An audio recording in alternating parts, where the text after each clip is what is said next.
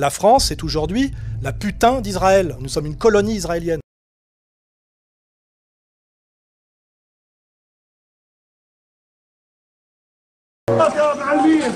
Sous les débris d'une tente de fortune, dressée pour servir de poste de presse à l'entrée de l'hôpital El-Shifa, s'est éteinte l'une des dernières voix de Gaza. Dimanche soir, le journaliste de la chaîne Al Jazeera, Anas El-Sharif, a été lâchement assassiné lors d'un bombardement ciblé de l'armée d'occupation sioniste. À ses côtés, ses collègues Mohamed Qraiqah, Ibrahim Zahar, Moumen Alwa, Mohamed Naoufel et Mohamed El-Khalidi.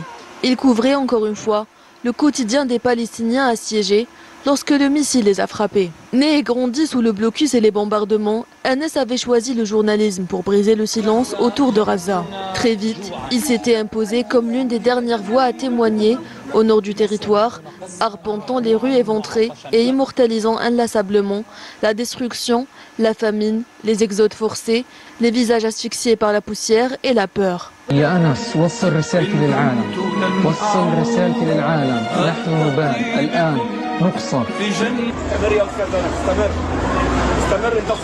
Ces reportages, souvent réalisés dans des conditions extrêmes, portaient au monde des éclats de vérité et des récits indicibles que l'entité sioniste voulait effacer à tout prix, quitte à l'effacer lui-même, laissant derrière lui une épouse Bayen et deux enfants, Salah et Sham, qui ne reverront plus leur père. إلا أنني مستمر في التغطية ولن أخرج من مخيم جباليا ولن أخرج من شمال القطاع سأبقى لآخر نفس في هذه المنطقة إن شاء الله لأنقل لكم الصورة والحدث.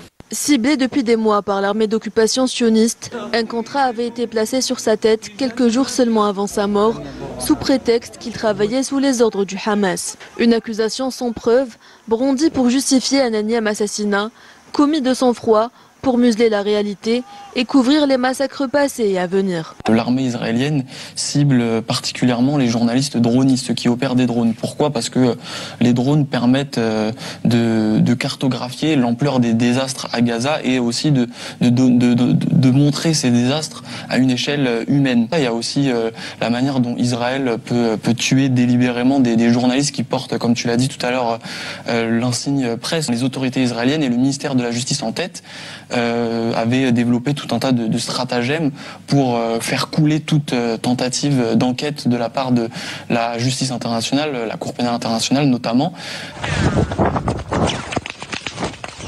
Depuis le 7 octobre 2023, l'entité sioniste a froidement fauché la vie de plus de 200 journalistes palestiniens dans la bande de Gaza.